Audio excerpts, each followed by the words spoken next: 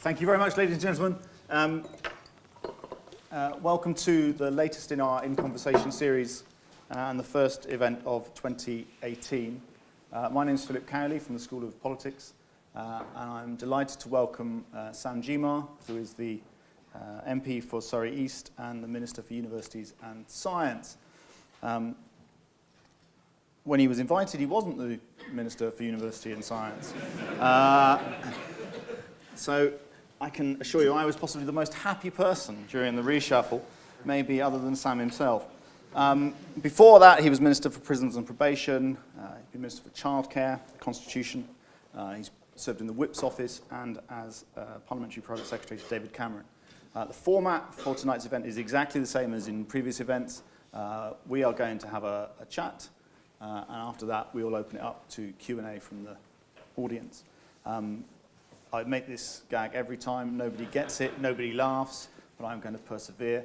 My interviewing style is very Jimmy Young. I pose very soft, easy questions for the interviewee. You then get to sit there, your anger at my inability to question properly bubbling up. We will then give you microphones and you can ask the laser-sharp question that I have failed to ask for 30 or 40 minutes. So let's start with why you're here, Sam. Because the interesting thing is, if you had just been here as the Universities Minister, people wouldn't be surprised because you're a Universities Minister and you're speaking in a university. But we arranged this before you were universities, when you were in charge of prisons.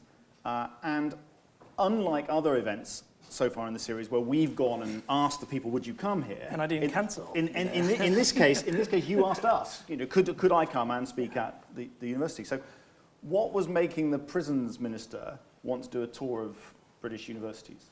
Get out of prison.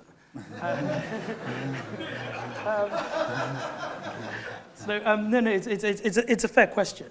As you said, I was first elected to Parliament in 2010. Well, firstly, thank you, all of you who are here this evening, and spend your Thursday evening here.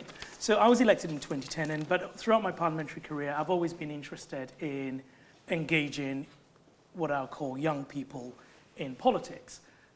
Simple reason, politics matters, and I've always found it personally frustrating when I've started doing events in my constituency to find people who thought, my vote doesn't count, doesn't make a difference, and so what? And I got involved in the referendum campaign. I helped organize sort of an appeal to young people part of it, and but also with my old university, I've been involved with Somerville College, Oxford, where I was, helping raise money for bursary students for about a decade. So I've been interested in this space. And if there's one thing that the 2017 general election crystallized, it crystallized the big divide between the young and the old in our country. And I felt rather than sit in Westminster talking about young people, which we now do a lot of, I'll actually go out there and talk to people to get their view. So when we first spoke about this event, the thinking behind it was very much going out there, listening and engaging and hearing people's views of how politics is working for them or not working for them. Obviously, since then, I have been appointed to a new job, Universities Minister, and as I said, I didn't cancel because I thought another reason to come here today. And and not just here, and now just as I was going around, I was planning on going around universities before, now I'm going to be doing a much more formal tour of universities around the country, speaking directly to students. And the reason for that is, I think the job of a universities minister has in some ways changed. 25 years ago, when fewer people went to university, universities were funded by government grant, the universities minister's job, or the people you related with, mainly the vice chancellors, high table, that sort of thing. But now, students are actually have a big financial stake, not just in your future, but also in universities. And I feel that personally very strongly. And so hearing directly from students and making sure that their voice is heard in the corridors of power, I think is now more important than ever before. So yes, I've doubled down. I'm here, and we haven't decided where I'm going next, but I think it's great. But it's not just to talk about university issues. I mean, politics in general. And when I've done this before, what I've realized is people always assume that students' interest in politics is limited to the narrow issue of university issues, but actually it's politics in general. And I'm here to hear your views. I've got questions for you. I'm sure you've got questions for me. And I would like to pose some of my questions during the course of this evening. How do you engage that demographic? And we might talk a bit more about what demographic group we're talking about in a minute, but beyond listening, I mean, already, presumably as a result of these conversations, you have some idea of the sort of issues that are coming up. And it seems to me that listening and engaging, you said you did a piece for the Times Red Box this morning, you said it's only through positive and persistent engagement and responding to their needs that we can win their trust. But I'm just wondering what it is that responds to their needs. What are the policies that are going to flow from this process of engagement? Well, I'm a minister, I'm in government, I have the ear of other ministers in government, and one of the things I can do from this process is actually sharing what I'm hearing, traveling around the country with the relevant ministers. I think one of the big assumptions us politicians can make, and you said that, you use the word demographic, is you group people into demographics and you think 18 to 24-year-olds, they think this, 35 to 45-year-olds, they think this, 65 plus, they think this. And what has been really, I find that actually quite patronizing to a lot of young people because they are as distinct and have different views as people of my age group. I'm 41, and not every 41-year-old shares my views, thank God. And so it's not just listening and sort of walking away and thinking, okay, this is it. I think what I want to do is I really want politics to respond. And the reason why I want politics to respond with policies and solutions is I think that the divide that we have in our politics today is incredibly unhealthy. It is unhealthy for politics to have a situation where the young feel so disenfranchised, the young don't feel that they have as much of a stake in the future, and the young do not feel that they can have a better life than their parents. I think that is unhealthy. But it also, what could stoke disillusion is when politicians make promises that they don't deliver on. So what I hope comes out of this is that I can share with my colleagues views that are coming out that we can respond to, but also in my own brief as Universities Minister, making sure that your voice is heard, and as we think about policy, we can reflect that. And I'll say up front, I don't think I'll agree with everyone, and I don't think everyone will agree with me. But one thing that you can be sure of is that I will listen, and if the policies we come up with are not exactly what you want, that there will be a proper explanation for why that is the case. I'm interested in you mentioned earlier about people aged in their 20s as well as people aged sort of 18 to 21. And I've often wondered in the wake of 2017 and the election result, whether the Conservative Party, if we talk politically for a minute, has become slightly too obsessed by the 18 to 21 age group and has lost sight of the fact that actually it's got just as big a problem, if not a bigger problem, when it comes to people in their 20s and early 30s. The age of sort of crossover at the last election at which you stopped being more likely to vote Labour than Conservative was 47. Yes, It wasn't 21. And I just wonder, with your broader political hat on, whether you think there is a danger the Conservative Party is going to get obsessed by the student vote and miss a bigger problem generationally.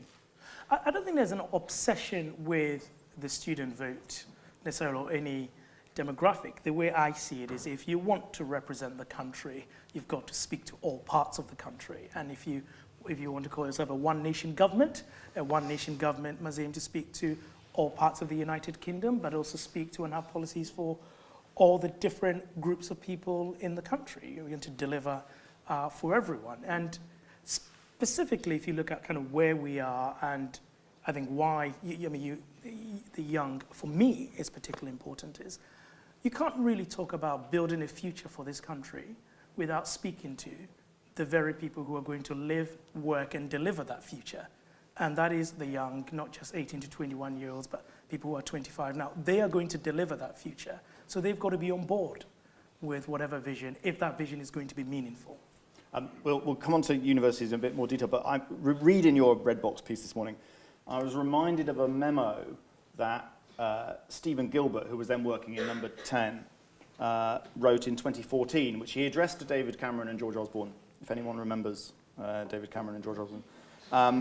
And it was called Why We Good Prime Minister. I know you will say that. So- It was called Why We Lost in 2015. So it was written in 2014, but it was a sort of look ahead.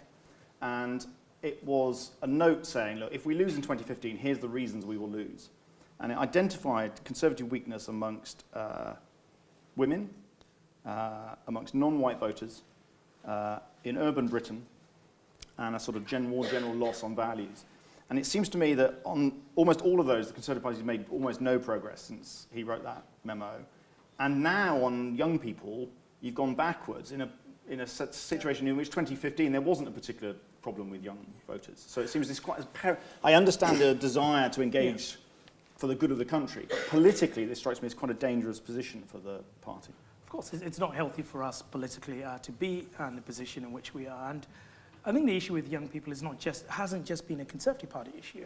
I remember when I first sort of touted this idea of going out to reach out to young people, sort of one old wag saying to me, you know, the young don't vote. What are you doing? Why go chasing shadows? And you know, kind of what changed in 2017 was the young vote, not just the young voting, but voting in numbers. But up until then, I think most of the major political parties had been guilty in terms of the young.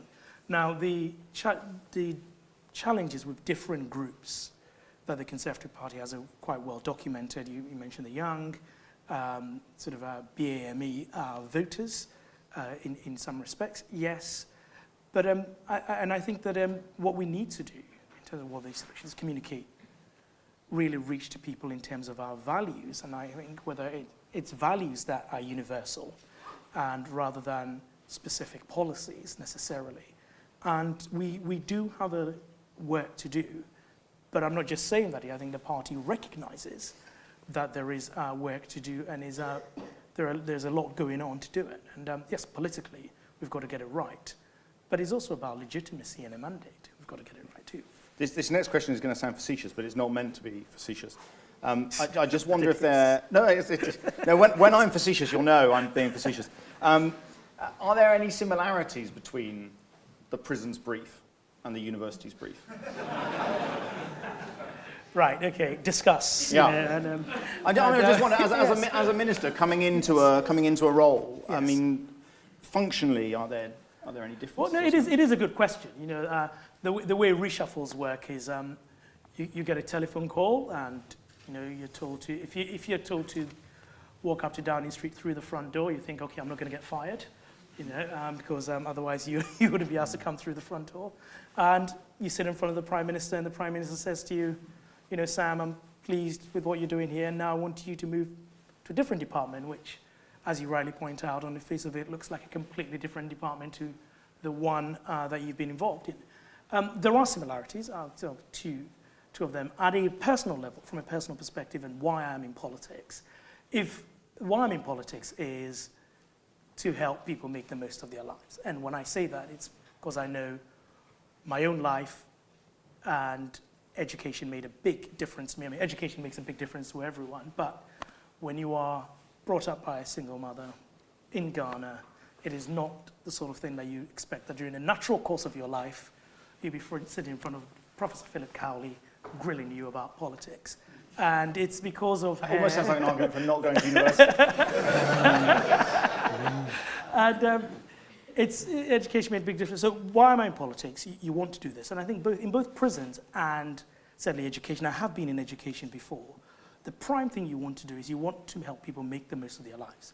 The difference in prisons is that you are dealing with people who are damaged. Some are evil, some are damaged.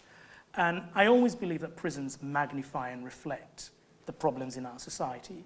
And a lot of the issues that cause that are issues that start long before these people arrive at the prison gates. So, but if prisons are going to work, it's not just protecting the public by keeping people in prison, but it's making sure that when those people come out, those who are willing, you use their time in prison to turn around their lives and live a better life. But I think education, you want to get it right in education so people never end up there in the first place. But education is also about giving people the opportunity to make the most of their life. So from a personal point of view, I can reconcile the two jobs, although on a day-to-day basis, they are very, very different jobs.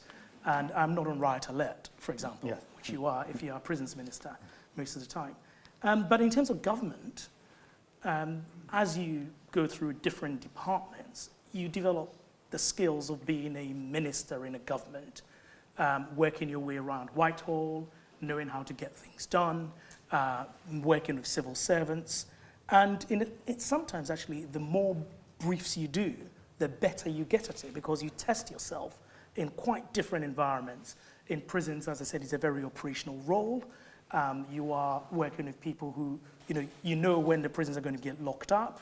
If there is an escape, you're going to get a call. If there is, a strike, prisons minister, you've got to be in the office. It's a very intensely operational role. Education, we don't run schools, we don't run universities. Universities are autonomous organizations. There's a lot of policy work. But in the more of these you do, the better you, as a minister, you become. On exactly that subject, a minister once said to me that when you take over a role, which you may only have for a year, 18 months, 2 years, 3 years in some cases, it's really important to begin with a couple of clear priorities, things that you absolutely want to achieve in that role, because if you don't have that, you just get sucked into the day-to-day stuff, the civil service take over, and it's very difficult to achieve any change as a minister. So are there sort of Gyimah priorities as the university's minister, things you want to achieve in the role? All the problems are solved. Right. Day 7, all done. It's all great at the moment, so it's all just great. Of course, I do have priorities. And having said everything I've said, this is a fantastic brief, right? This is a brief. Higher education, science and innovation is a brief that's very much about our future as a country. So there is a lot to do, and that's quite strange. There's a lot to do. In terms of my priorities, the first one is we've got to deliver for students. We've got to deliver for students in a number of ways. I think I'm very concerned about issues around real choice, transparency, and value for money. What are students getting in universities, their contact time? Are they getting what they're paid for? Is it more than attracting them onto a degree? Are they actually succeeding at university? And are they going to maximize the opportunities of getting a better job? Right? And for that to work, we really need to understand issues of choice. We need a lot more transparency in the university landscape. Then there's another aspect of delivering for students, which is, I'm sure we'll come on to some of these in detail during the course of this evening, things around cost of living, the fees. Are students able to participate fully in university life? I think university time should be a really memorable and momentous time of your life. And is that really happening? And when I read about some of the challenges to do with mental health in our universities, I think that is something that government needs to work with people like the NUS. I know that's one of their priorities to do something about. So delivering for students is a key priority of mine. There have been a lot of reforms already. Joe Johnson, my predecessor, has been absolutely incredible in terms of the institutions that we need to deal with this new landscape of universities where the student is also a big contributor to their degree. And when I say that, it sounds like it's his obituary I'm reading, but I think he's been absolutely terrific. The Office for Students and the remit it's got, and moving on from HEFG and OFS, I think it's going to be quite significant. But also all the work that is being done around the Teaching Excellence Framework, really getting under the bonnet to see that the quality of teaching in our universities. So universities don't just rely on their pedigree to attract students, but actually people can understand what the quality of teaching is at the institution that they are applying to. I mean, those are, and there's a lot more that he's done, but those are really big reforms there. And I'd say the third element of it in terms of the science bit, which also ties in with the university's brief, is this is our future. And investing in science, we've committed 2.4% of our GDP in science, that we are investing in the parts of science that we can commercialize, but that also help drive our economy, create jobs, but also are the key to our future prosperity. You've mentioned it already, but the Prime Minister has promised a review on tuition fees. I was wondering how when you're going to come Indeed. So when can we expect this review, and what will it be a review of and to do? Yeah. No, Prime Minister has promised a review of tertiary education funding to get it right. And firstly, let me say the reasons why we're doing this. Obviously, last year there were 2 moves by the government on fees. The first was to freeze fees for a year, and the second was to raise the threshold at which students start paying back from 21,000 to 25,000. And I think that would save every student about £300 a year. So those were 2 big moves on the fees front. I think there is, if you look back at the 2012 reforms, after the Brown Review, when this current fee regime was introduced, I think it is right that we go back and see how it's working across the university system. As I've said, this is not the first student event I've done. A lot of things have been coming up as I've been going around speaking to people in colleges, universities and schools that they are concerned about. For example, accommodation. I was absolutely stunned to find out that in some parts of London, students have to pay their rent annually in advance. So forget about fees, right? You are the first person in your family going to university. Your family are really proud of you. If there are some of the families at Queen Mary's, you've then got to find £6,000 or whatever it is per year in advance. That is a big sum of money for our people. Not just the accommodation cost, the living cost and the impact it has on people. And this one, and a number of students have mentioned to me, what really irritates them is having to pay to print their essays, right? And they're having to pay per page when they've submitted the essay by electronically. They will receive the feedback electronically, but somehow they've got to pay to print 2 sets of it. And it's a small cost, but it just shows there are and what I'm trying to say is there are lots of things around student funding.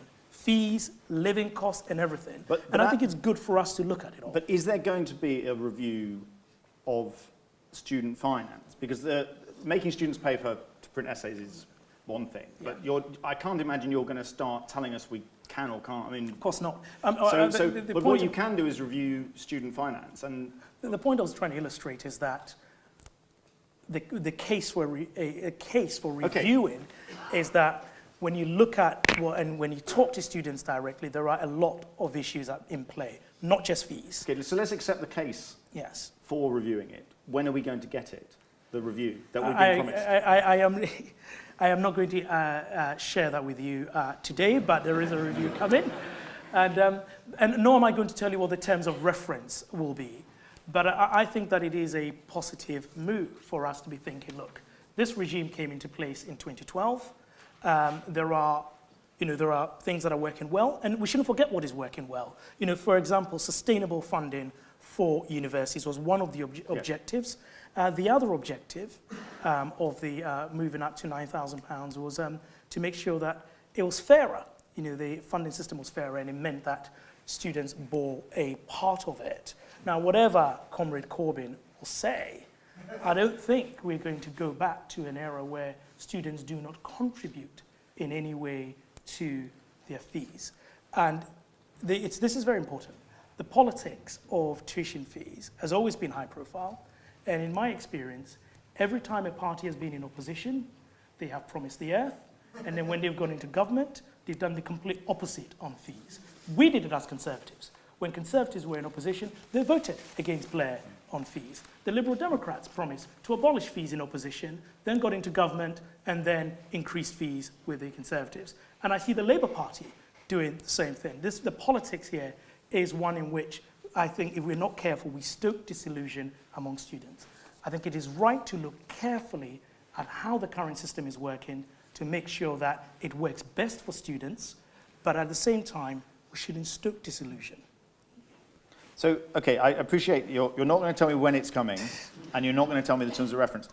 But let me just try and go at this a different way, because I'd quite like to know your view. You're persistent, in aren't broad, you? I am persistent. Your view in broad terms on the funding regime. So at the moment you've said you broadly think it has succeeded in delivering sustainable finance in a way that wasn't there before it was introduced. Which was one of the yes, objectives. it was. And you think it and is, improved access. I don't think it's improved access. well, it hasn't weakened access. Yeah, I mean, but if you, hang on a second. Hang on a second. I came across a stat earlier when I was speaking to Colin Bailey, the Vice Chancellor. 42% of the people at Queen Mary's are people who are the first to go to university in their family. 42%. Now, when we didn't have fees at the level where they were, there was a cap on numbers. And when there was a cap on numbers, those people are the very people who had never had the chance to go to university. So part of the consequence of raising the fee cap is that we've been able to increase the numbers going to university. So all I'm saying is, I'm not saying it's perfect, but what I'm saying is it's very easy in this debate to characterize it as all bad and nothing good has happened. And it's also fundamentally redistributive, isn't it? And so the one thing presumably you really wouldn't want to do, which has been proposed in the past, Ed Miliband proposed it in 2015, and we believe Nick Timothy was proposing it when he was working for Theresa May, is to reduce fees down from, say, 9 down to 6. Because the one thing that does, the only group in society that benefits is the wealthiest graduates, the people who have to pay it all back. So it's the very worst thing to do in redistributive terms. So presumably, whilst you don't want to talk about it in terms of reference, that's the one thing you wouldn't want a review to do. You can't have a review and prejudge the review. So that's the end of it. Okay, let me ask you some more general questions, and these are general ones about the state of the university sector. Do universities have roughly the right amount of finance now? I mean, are we roughly got the right amount of income coming in to make it sustainable? Do we have too much, or do we have too little? You tell me. It's my 7th day in the job. Okay. Are vice-chancellors paid too much? In general? In general? No, And since you asked me, the one here is brilliant and he's worth every penny. Every penny. But give him a bonus. Give him a bonus. And in general, are vice-chancellors paid too much, do you think? The honest answer from me is, look, I'm going to look at this. So I'll give you some principles where I look at it. Right? I can't comment on whether it's too much or not. But, I'm the minister responsible for universities, and I'm intensely relaxed about vice-chancellors earning more than I do. In the same way as when I was prisons minister, I knew that the chief executive of Her Majesty's Prison and Probation Service earned a lot more than I do. Relaxed about that. What you don't want to be paying lots of money for, what you don't want, and what I'm definitely against, is high pay for mediocre performance. Right? That is unacceptable. But also, I want to know that the market is working. So, but you need to look at lots of different elements to this. Where do we recruit our vice-chancellors from? The nature of their tenure. What else do they have in their package? Severance packages, how they look like. Part of the university superannuation scheme. I mean, there is a lot to look at, and I will be looking at this. What I can tell you is that I will be looking at this very carefully. Obviously, there is the Office for Fair Access who will be looking at this as well, and it's their responsibility to encourage universities to show restraint because it is taxpayer money. After all, the taxpayer has a significant interest in this place. But I'll be doing all of this, also aware that our universities are autonomous institutions. But I think there have clearly been some egregious cases. The Bath one is an obvious example, and that is not what you want to be the feature of the system in this country when students are paying considerable sums of money by any standards to improve their lives. Matt Hancock the other day, one of your ministerial colleagues, suggested that BBC staff should be limited to 150,000. Now, two things, and his logic was that's what the Prime Minister gets, and he couldn't see any reason why someone working for the BBC should get more than this. Now, two things struck me about that. The first is that that's a ridiculous comparison, because the Prime Minister's remuneration package is not 150,000, because she also has free accommodation and free travel, and so the Prime Minister is on significantly more than 150,000 and should be. The second is I couldn't understand the logic of a £150,000 limit for BBC staff, but not a similar limit for people working in universities. Well, I mean, if anything, fine. the BBC sector is a more competitive one, and the argument for saying we need high salaries so that people don't go off for ITV or Channel 4 seems to me a more obvious case. That's largely not true in universities, and so I don't really understand why there's a limit for BBC people but not for university people. My starting principle on this is you don't want salaries determined by kind of what's acceptable in today's newspaper columns. I think you need proper understanding of how do you get the best, how do you retain the best, the relationship between a vice-chancellor's salary and, say, the median salary in the university. You need proper metrics to do it, and so that it's consistent across the board. I think what Matt was suggesting is I think he used the word a rule of thumb. My view, before you jump in, finish my answer is, there isn't a market for the job of Prime Minister. There's only one job, right? There may be quite a few people who want to do it, but there's only one job. And it's a job like no other. And when you leave, the prospects are quite different to any other jobs. What we want to do is we want to have a sensible discussion in universities that is not just about the politics, but actually making sure that people are paid commensurate with the work they do and the value they bring to those universities, and particularly value about making sure that people who've paid a lot to go to their university improve their life. But I think at the same time, there's got to be restraint and there's got to be some sense. You can't have some of these situations where, whether it's severance packages or benchmarks that are global benchmarks all across the board. But what I would like to do when I do make a proper intervention in this area is to do it when I've looked at the evidence properly. And that's something I haven't been able to do. In general, do you think we have too many students in Britain? Too many students? Too many students, yeah. I mean, you could easily read, I won't name newspapers because it would be unfair, but it wouldn't take you very long to find columns in newspapers saying that we have too many students in Britain. The Blair government imposed this 50% target. It was a ridiculous target. The result is too many people go to university, shouldn't go to university, and we'd be better off if we went back to, then it's never quite clear where they'd like to go back to. That depends who's writing it. But yes. 25% target or a 5% target, or it was better in 1832 or whatever.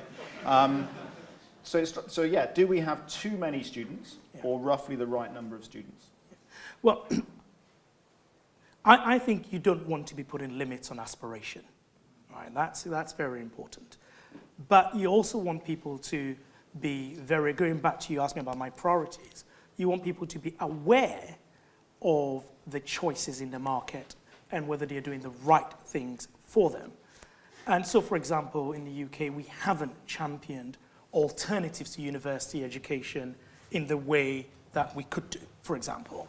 So what you don't want is someone who goes to university because they don't really appreciate that maybe a degree apprenticeship, which I know Queen Mary has started offering, is the right path for them. So I think you really need that transparency in the market. You really need a sense of what the different routes are, and for people to be taking the route that is appropriate for their skills, their aspirations, and also what they want to get out of it. So that's the way I'll put it. But ultimately, you do not want to put a limit on people's aspirations. We are a knowledge economy. We want to educate people as far as possible as their talents would allow them to, because that's how we're going to succeed in the world. I'm just going to ask one or two more university questions, and then a couple of very brief ones, and then we'll take questions. In your piece today for Redbox, you talked about the things you would like to discuss as in your role. Yes. And you talk about sort of safe spaces and freedom of speech and no platforming and so on. And I'm torn on this personally, because obviously on one level it's a potentially important issue, but I find myself wandering around campus on a day-to-day basis waiting to come into contact with it as a practical issue. With what? The safe space? The idea of the safe space, or no platforming, or that somehow we exclude points of view. I've literally, in 20 plus years in the university sector, never had a problem with the idea of being able to bring in people with different perspectives. And I just wonder if this is, heaven forfend, a newspaper-generated, moral panic that we'd Tell be me what better you off really just... think. Yeah, no, I say, well, maybe it isn't. Maybe it's a think. very genuine issue, and I'm just willfully blind to it. But I have not seen any evidence of this as a problem, and I just wonder if of all the things we could get involved in terms of the university sector, this is one of the worst routes to go down in terms of diversionary tactics. I mean, one of the questions I have for the audience later on is to tell me what their experiences of it is, and I'd like to see what the evidence is. That said, it is an issue that is being discussed on the news. It's being discussed on the news quite extensively. It might not be an issue here, maybe an issue in other places, but I'll just tell you where I stand on the freedom of speech issue, which is I just think that university is a place you go to. It should be, an assault on the senses. It's where you go from home, often for the first time, meet people who are completely different to you, different points of view, different experiences, and that is part of the university experience, and that is a core part of the university experience, and that is something that should be encouraged and should flourish.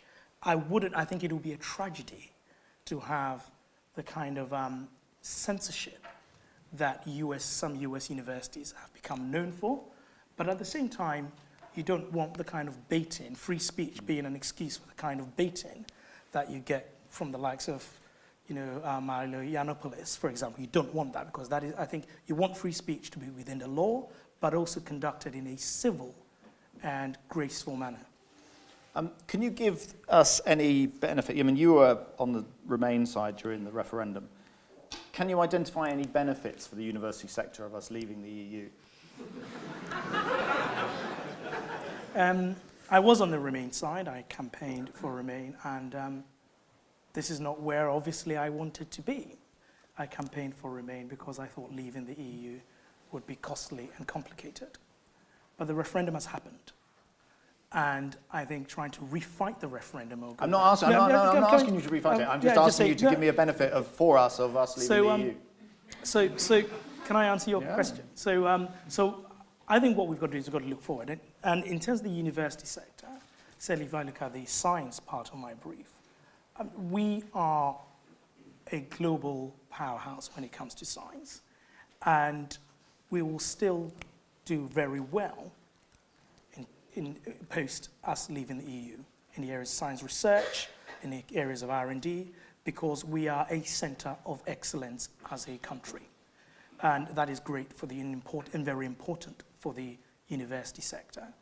I think higher education is a sector in which is one of our biggest sectors in the UK. We can continue to prosper and flourish. It might mean that we have to change some of the ways in which we do things. Certain things that we've taken for granted might not still be the case. But just like financial services is a sector that we would look to preserve and protect, I think higher education is going to be one of those, because it's one of the ways in which we earn our keep as a country. How are we going to need to do that? How are we going to preserve and protect the things that this is not to refight the referendum, because it may be that there are benefits for the university sector to leaving, but I'm just wondering, things like European funding, for example, which we are not, various funding streams are going to be closed to us in the future. What is it we're going to do in order to protect that? Hang on a second. You just said that like as fact. I'm a Remainer, and I'm looking at this objectively. I was in a meeting earlier today where we were discussing, in terms of EU funding, Horizon 2020, which is the big framework for funding science. As part of the Prime Minister's negotiations last December, we will continue to remain part of that programme till 2020. I was speaking to our EU Commissioner responsible for science and R&D, and we're already discussing what happens post that. So it is going to be, it's not easy, I'm not saying it's easy, but I think it is going to be it's going to be quite a painstaking bit of work, but we can preserve a lot of what's available post leaving the EU. And I say that as someone who voted Remain and campaigned for Remain. in the area of science. Two very quick questions, and then we'll go to the audience. When you were growing up, either initially here or when you were in Ghana before coming back to Britain, who was your political hero? I didn't have political heroes when I was growing up. I didn't have political heroes because politics wasn't an issue in our family. We didn't talk politics, and so I had a casual interest in current affairs. When I was growing up, it's sort of not what you say at 41, but my hero was my mother. She was the one who really took the family and sort of really pushed us, and certainly pushed me to do everything. That was it. But when I started studying politics, and I remember when I told her I was going to do politics, philosophy, and economics, she thought, "Come on, do a proper degree." What happened to law? It's probably something that some people here will be familiar with, and go and do a degree that obviously leads to a job. But the sort of people I admire politically rather than heroes, I admire Abraham Lincoln. I think he's incredible. And the reason why I think he's incredible is it's very rare to have someone whose key strengths in politics are their human attributes, like his ability to work with people, including people who were his rivals, and deliver something incredible for the country. I thought that was that's phenomenal, and that's why I admire him. And but closer to home, and it may not be too popular here, but I think the strength of mind and focus of Thatcher at a key time was absolutely phenomenal. I think it's Scattered applause there. Scattered applause. but fairest bit of applause I've had today. You take them where you can get them. Yes, exactly. Okay, very, very last question, and maybe you will say you shouldn't do this. What advice would you give to a young would-be politician if they came to you and asked? Yes, well, I can give quite a bit of advice. I think the first thing is whatever you write on your social media pages, Twitter, make sure that it's something that you are willing to stand by 10, 15 years down the line. Because I think it's, obviously you get annoyed with someone about something, you write what you really feel like, just make sure that, when the Times Higher Education Supplement starts snooping around your Twitter pages, it is something that you're willing to defend. But the second thing I'll say advice is, don't ever assume that there is one route and one path into politics. When I look around my colleagues, those who do really well are those who just have a burning conviction about something, an issue, but they also took their own path to politics. And so it's very easy to think, maybe I've got to become working as a researcher, then central office, then become a special advisor, because that's what the last two people who are successful have done. No. Do what you're passionate about, do it well, and you'll be successful. The second thing I'll say is, if you're really passionate about politics, I don't think there is a better time than today to get involved in politics. And I don't think there's a better time because our country is going through a lot of change, as you mentioned with Brexit. And at times of change, it's very easy for us to see the threats first, but there are also opportunities.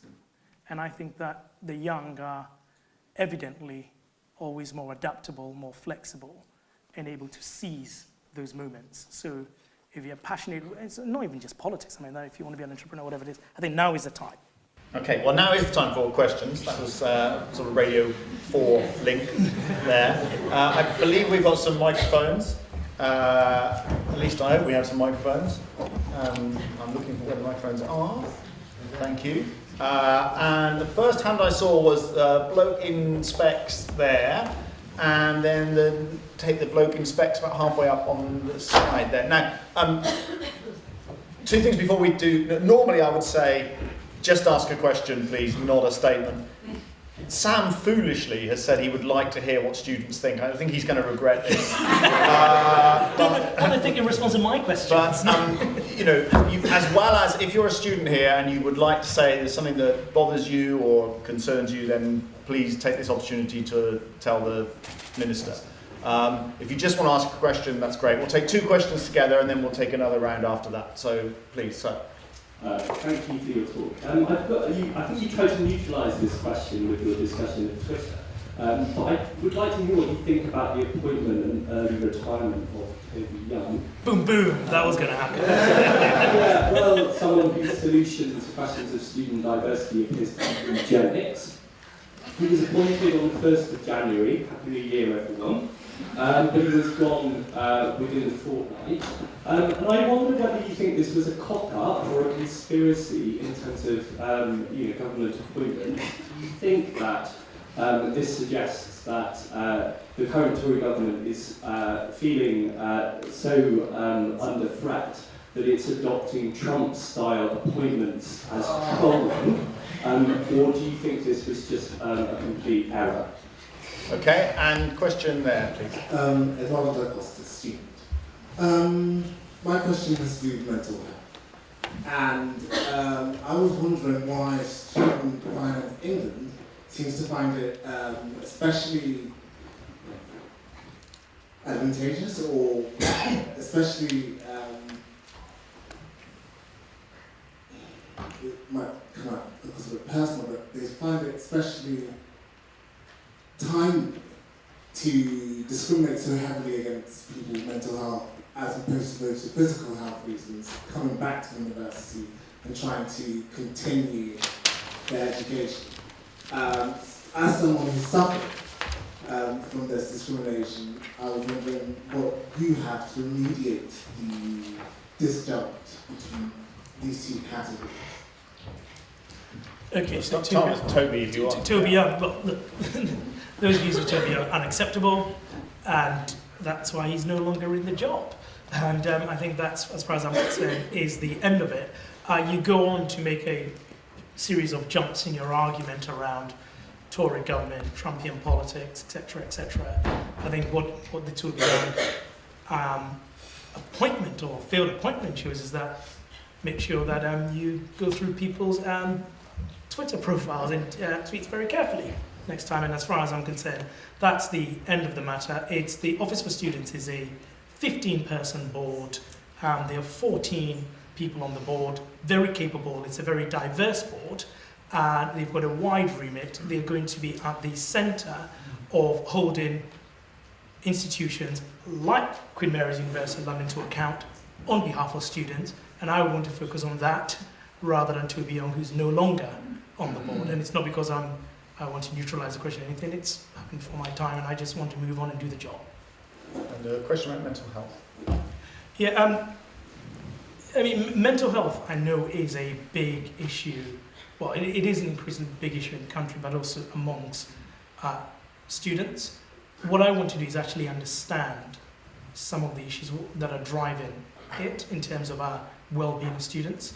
Of course, one of the things that the Conservative government has put in place is parity of treatment between mental and physical health within the NHS.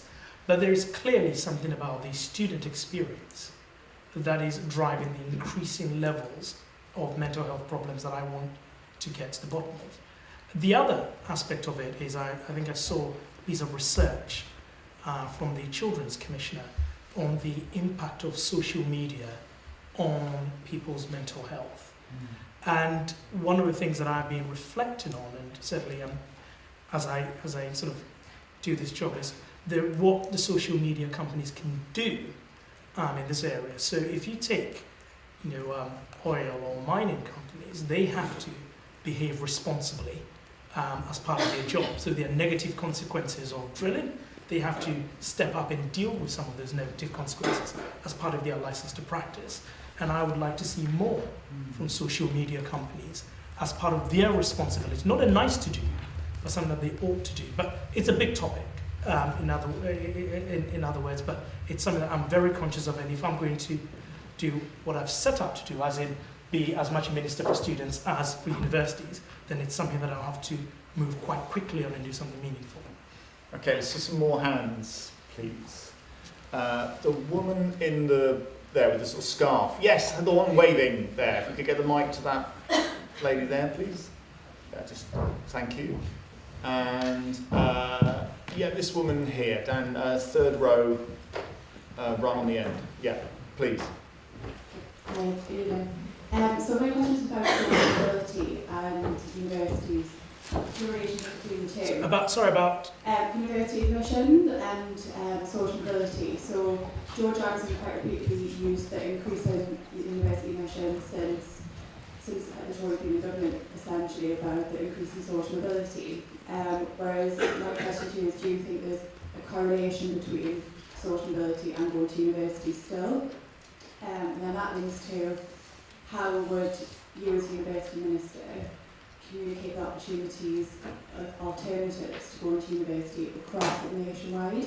I feel in London that's done very well, where you've got PwC, all the corporates who are offering apprenticeship routes now to doing maybe like degree levels whilst you're training.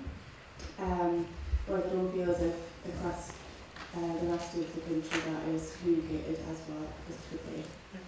Okay, and the lady in the third row there, please. Yeah. Good evening. Akmarel, Chilean scholar.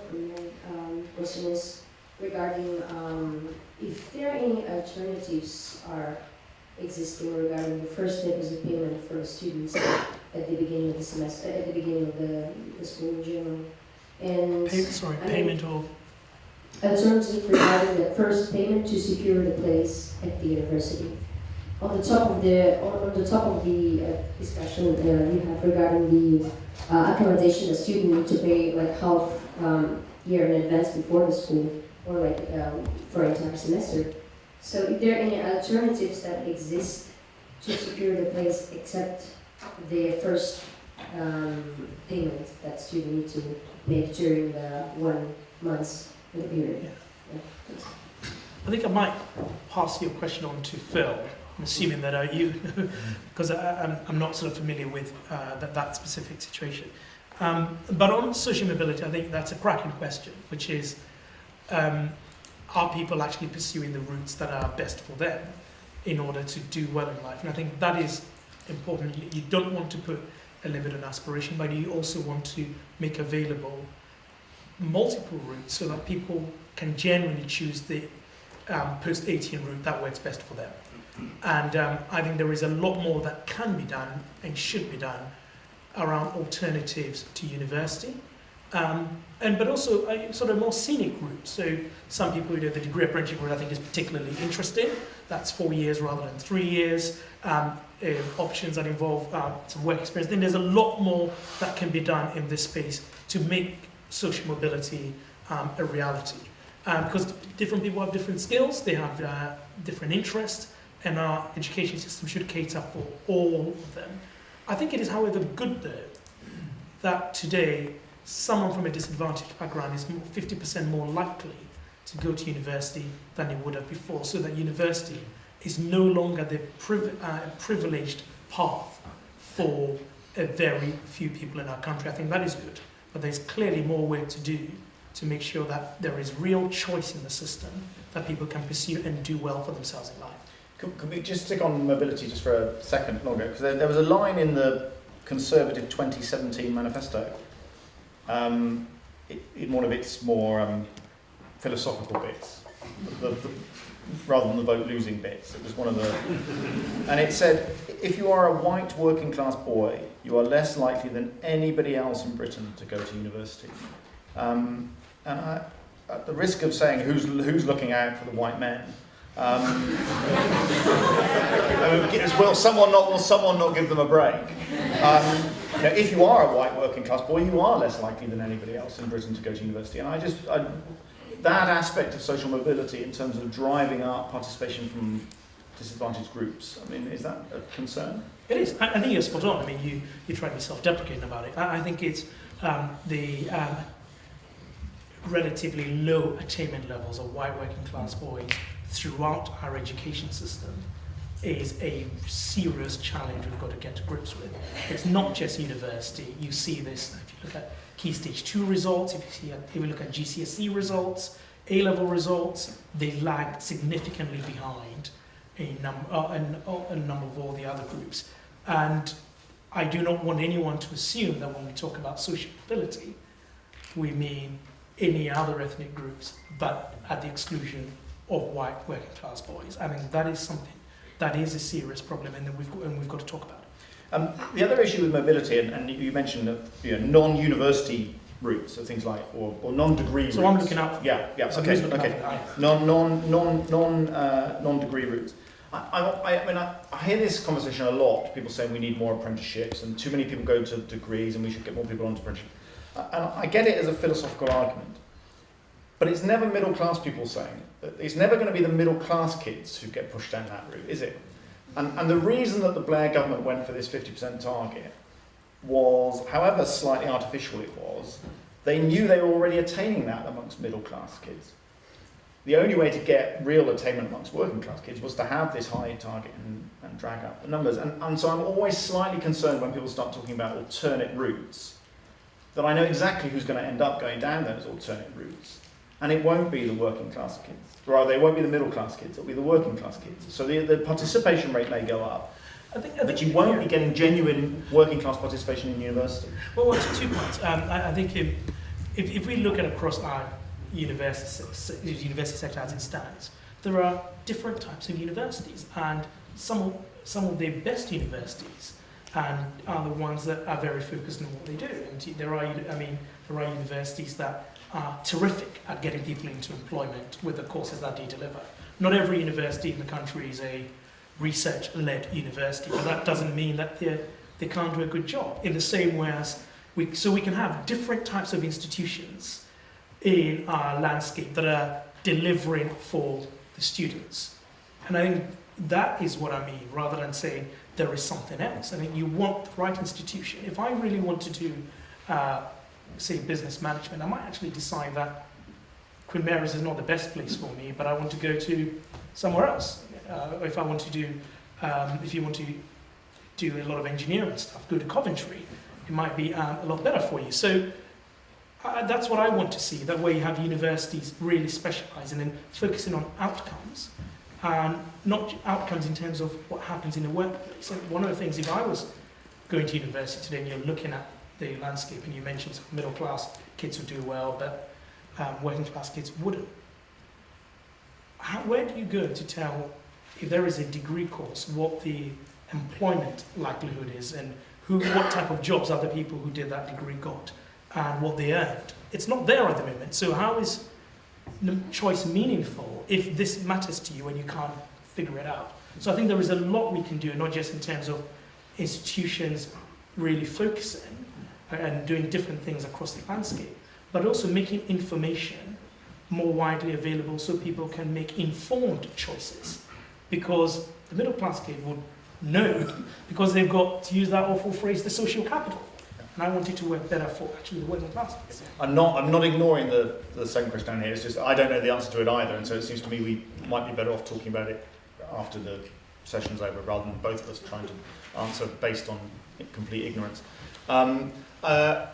Mercy over here. So middle of the row. No, come back down, please. Back down, and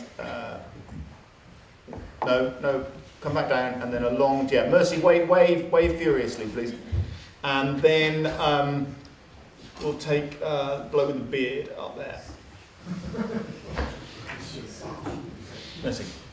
Surprised that narrowed it down, by the way, the bloke with the beard. Hi, back in October, former Minister for Higher Education for Labour, David Lammy, accused Oxford and Cambridge of social apartheid after a Freedom of Information request found that over a 6-year period, a third of colleges at Oxford did not offer a single place to a black A-level student. So I was just wondering what this concerns you, what you make of this, whether this is a systematic issue, and what you would do about it as universities. Yeah. And we'll take the chap there as well, take the two together. Yeah. Hi, Logan Beard.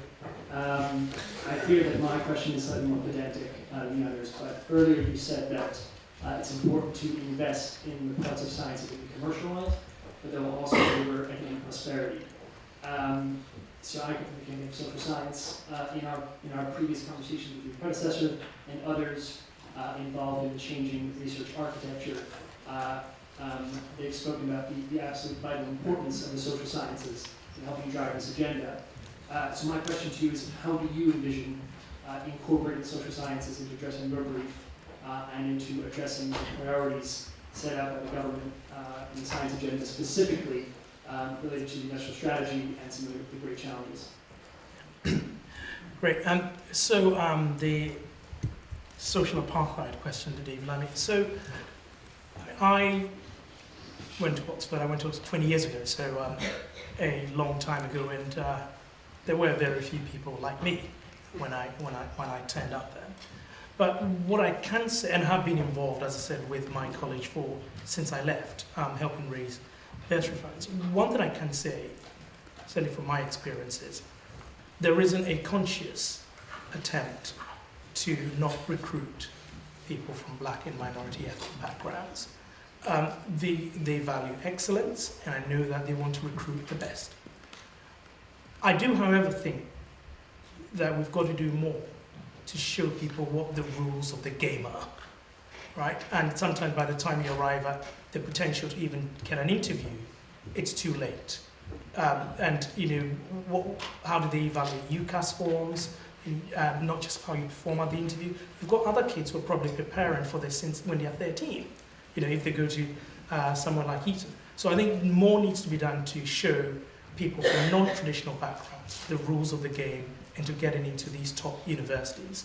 And one of the things that I'm very surprised by is that although I think the university sector spends something like £830 million a year on access, they can't really account for what metrics and what it goes towards. And I would want to see, actually, in terms of research, outreach and access, more specific things around what's being done, and to hold the universities to account. And I'm pleased that the Office for Students, and part of their registration process, would compel all universities will have to produce plans that specifically detail how they're going to deal with this problem. So there is an institutional solution to this, but I also think it's something that we've got to talk about more openly in terms of the rules of the game, the interview, doing the right A-levels. For example, more people apply to do law and medicine at Oxford, and most people from a BME background might apply to the course that is most oversubscribed, whereas someone else works out, okay, if I apply to do theology, I'm more likely to get in, for example, because the application ratios are different there. And I think that's what I mean by the rules of the game. A lot more needs to be done. The second question about social sciences and incorporating social sciences is a good one. My brief specifically relates to science and scientific research, but that's not to say that there isn't a role in our industrial strategy, which you point to quite rightly, for our social sciences, which are also critical. So my earlier answer wasn't meant to champion science to the exclusion of the other sciences. It's just speaking about what is my role within my remit. Okay, it's all blinded, the hands are flying up. Right, take Naz on the and then I'm looking for another woman. I'm not sure I can see another woman. Yes, right there. Right, I think. I hope I haven't just offended someone. You never know. No, I think so. I now have just offended someone, but that's well, I didn't mean to offend you. So anyway, Naz first, and then someone who is clearly a woman out the back. Right, Naz. I'm getting myself into all sorts of trouble. Naz. Yes. Your visit to Cremo has been in the news quite a lot today. So where are you, sorry? So there's been various articles written about your visit to Cremo today in the news. You wrote an article for the Red Box, and in today's Red Box email, actually posed a question. What does it tell us about the higher education policy making and politics in general? The fact that the university's minister visiting a university and talking to students is actually newsworthy. Students, the consumers of higher education, are listened to and reflected in previous policy making processes. Yeah. And yeah. Hi, I think most people would agree that you wouldn't judge the quality of a novel by the number of pages which it consisted of. You touched on contact time as one of your key priorities. I wanted to explore the extent to which you think that the number of contact hours that students receive is sort of linked to the quality of the overall degree as opposed to the actual quality of the time they're getting with academics and also their peers. Two great questions. Yes, very good questions. I think, what I started saying is that what I think has changed post 2012 is with students contributing more to their education, the landscape has changed, and therefore I feel that we've got to engage directly with students. 25 years ago, that wouldn't have been the case. But there's also another thing, which is I want to hear directly from you and not just be spending my time in Whitehall with lobbyists, which is a different thing. Lobbyists who are skilled at working their way around Whitehall and ministers and trying to get ministers to do what they want. And so I guess what the news is to say I'm going to step out of what is the existing system and way in which this kind of relationship runs, which is the lobbyists tell us what they think students want, and government then responds to it and gets it right, sometimes doesn't get it right sometimes. I think going out there and saying, actually, I genuinely want to hear your views to give you a voice, it's not something that I think you hear many people saying often. But I started doing this before I got this job, so it's not something I just cooked up in the last week and a half, and I hope that as I go around the country, it gives me a real feel for what students think. For example, the question around alternative routes came from a student. Right? We're talking about it. It came from a student saying, do you think that's delivering social mobility? So that's really helpful. A lot of the insights I've had into cost of living have come from students telling me about their experiences, and rather than Whitehall submissions from civil servants. So I find it incredibly useful, but I also hope that you find it useful that a minister would come and engage directly with you. And there was the question about contact hours. Contact hours.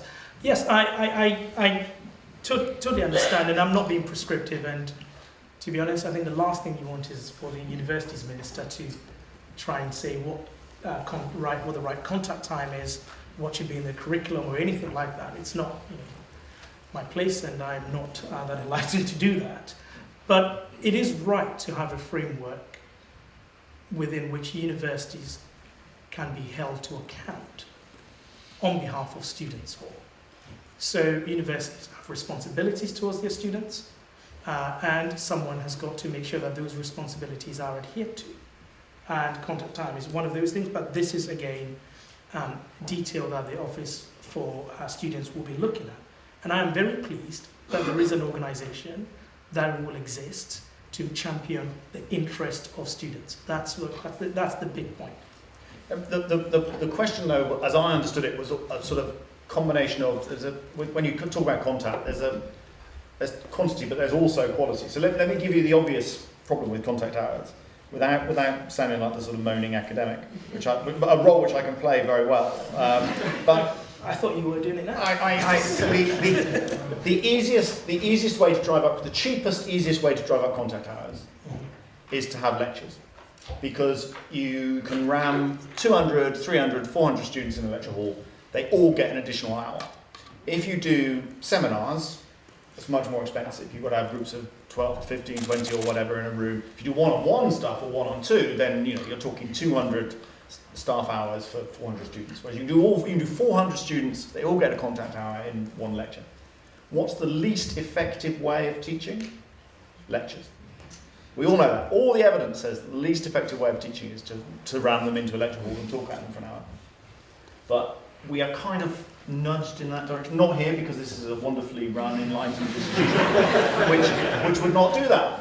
But I am aware of other institutions, less enlightenedly run, where maybe that pressure exists. And that issue of the quality of contact time, which I think the question was about, gets completely lost. I'm sure it will be lost in OFS. It's lost in every league table I've ever seen of contact hours. Well, I just go back to my answer. It's not for me to determine that, right? There are people who are much better at doing this than I am, and I wouldn't claim to be an expert after 7 days in the job. But there's got to be a way for holding institutions to account on behalf of students around what they pay for. Now, you may say that this is more complicated, and yes, in the world of academia, everything could be made to be more complicated than it is, because that's kind of what you do, you think about things. But there has to be a way so that we can judge that people are getting what they pay for. That's ultimately what it is. Now, if you say that doesn't work, we can think of other ways, but it's for the OFS to decide. But I think it is important that students get the message that those interests are being looked out for and will be protected. Okay, we've got time for a few more questions. So I'll take this chap here has been desperate to intervene and may soil himself if we don't do it quickly. And after him, we'll take the woman on the end here, about 5 or 6 rows up. Thank you. Yeah. Thank you. Louis Coiffé from Wonky, which I know you read. You talked a little bit about free speech earlier and safe spaces. So you wrote an article in the Red Box 3 months ago and you didn't talk about those things really. But then you wrote one this morning where the second priority for students, you said, was safe spaces. You then tonight said... I never said the second priority was it was the second in a list. Yeah. You infer that that's a priority. It was the second in a long list. The second thing you chose to list in your first article as Minister... Oh, come on. Give me a break. Was safe spaces. So, bearing in mind some of the conversation about parts of the press and their interest in that issue, it's great to hear you say that you're interested in the evidence. How are you going to gather the evidence about the realities of free speech on campus? Okay, great. And then we'll take the mic to the lady about 5 rows up with her hand in the air, with the water bottle. Yeah, thank you. Right. My name's Maggie Lynch and I'm a lecturer here at Primary. So you mentioned that you thought that science was very important and it was related to our economic future, the future of the country. And there was a question about social sciences, which I think is linked to the industrial strategy. But I'd like to specifically ask you if you could just say something to indicate what you think the role of the arts and humanities is in the university context, and beyond the university context too. Yeah. So is it Louis? Yeah. Yeah. We're not going to be friends if you treat everything I write as though I'm writing a dissertation or a PhD. Right. I wrote 600 odd words to demonstrate, just to basically put a mark down. This is what I'm doing, and this is why I'm doing it. The list of things that I set up, I'm going to talk about, and one of them was safe spaces. So, give me a break, as I said. In terms of gathering the evidence, one of the things, this is all part of gathering the evidence. Philip has just told me that in his 14 years, he's not... 22, I wish it was 14. God, I wish it was 14. 22 years. You look a lot younger than that. Thank you. It hasn't been an issue. And I think, so part of the way of getting the evidence is as I go around specifically talking to students and understanding how much of an issue this is. I know that there's a House of Lords committee that is sitting at the moment that is also looking at this issue. I will be giving evidence to the House of Lords committee in terms of my views. So there are a number of different ways in which we can arrive at a sensible way forward. So, but to put it more politely, please don't interpret what I said, but I think where I'm coming from is I want to be in a position where we're delivering for students. If that is an issue, then I think we should act. If students turn around and tell me it's not an issue, then fantastic, we move on to other things. And the question about arts and humanities. Yes. Well, I'm a humanities graduate, so I obviously see the huge value that studying humanities is for the people involved. I benefited, I enjoyed what I did, but also for our economy, and I certainly don't suggest that science is prioritizing science means that we deprioritize humanities. I think I was using science as an example in my brief specifically in relation to Brexit to demonstrate how, even with Brexit, there are some benefits. But that is not to say that our humanities don't have a role to play at all. I'm still, the person who loves history at heart. Okay, we'll take. Okay, I'll take that. The woman there, yeah, that one, thank you. And then we'll take this chap in the front, right in the front row. Please. Hi, I'm Jodie. I'm a postdoctoral neuroscientist here at Queen Mary. I just wondered if you've got any thoughts on the loss. I'm here. The loss of women from science, particularly in academia. I'm a typical case of someone who's just come out with a PhD and is doing a postdoc, and I can't get a mortgage, and I can't really consider having a family because we're on fixed-term contracts. It's a really common problem, and it's not just women, it's men as well. We're losing a lot of talent from academia. Do you have any plans to tackle that? And then the chap in the front row. Thanks, Sam. I was just wondering about your perspective on the prisoner voting ban. So it's a very arduous process to get to a position where a very limited number of prisoners are going to be able to exercise the right to vote. I was just wondering if you could explore the rationale for the very limited number rather than sort of broader part of the prison population, perhaps the damaged part, rather than the, I suppose, the part that we see fit to really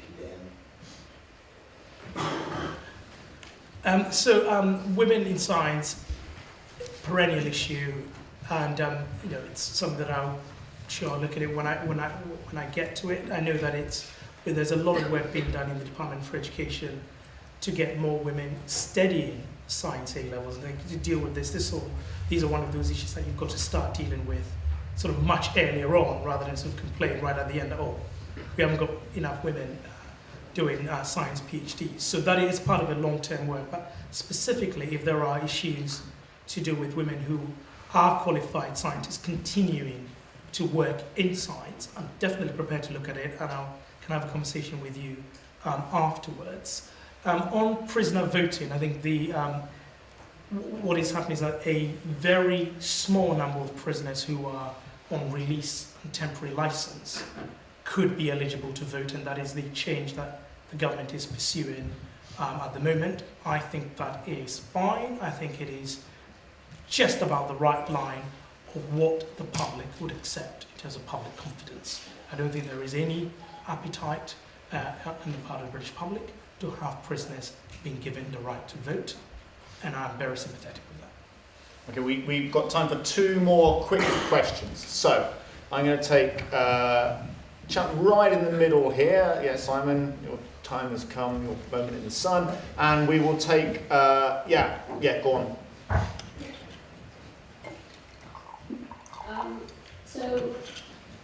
This is a question about the relationship between academic staff and university management. It is often a very vociferous and bitter relationship. I was wondering if you think that this is what we looked at. No. Don't pull your punches. A perennial problem with academics being sort of free thinking kind of suggestible, or if it's a problem that is worse now than it has been in a long time, and if so, do you think to deal with this as university minister? Okay, Simon. As a second year student, I know that I'm going to graduate and be looking for a job a few months after we're meant to be leaving the European Union. So considering you were saying how important it is to have young people's views and fears influencing policy, why is there no consideration in the government of a referendum on the deal? Considering some of us weren't even able to vote the first time. So the first question, which is about relationship between academics and people who work in university management, is that right? I'm new to this relationship, and but I guess a more positive comment for me to make is, and this is in response to some criticisms on Twitter, that when I said I was going to engage with students, someone immediately replied, "What about the staff who work at universities?" And of course, universities can't function, and universities wouldn't be as excellent as they are without people who work in management like yourself, but also the academics. I need to know more. Is a roundabout way of saying it. And if there's anything you want to raise away from the Vice Chancellor, please feel free to do so. The second question was... the second question was about the fact that the second referendum. second year student graduates just after we leave the EU and may not have even had a chance to vote. Well, that's... I think that a second referendum would be very unhelpful. And as I said in my answer to Philip, I think basically we'll be asking the same question but in another way. Right? Before there was a EU referendum in 1975, and then 40 years later there was another referendum. That kind of makes sense, but to keep having a referendum on the same subject 2-3 years afterwards, because kind of you didn't really like the answer, I don't think is particularly healthy. I also think it will be bitter and divisive for the country. I think that our energies should be better placed into looking into the future and securing the best Brexit deal, rather than refighting the referendum. Okay, thank you very much. Sam has agreed to stay and have a drink. I think I'm being held hostage by... No, it's going to be better. You are about to experience first-hand evidence that we do not waste money on expensive wine. I can promise you the worst glass of wine you've ever had in your life. And on that note, could you please thank our speaker in the usual manner?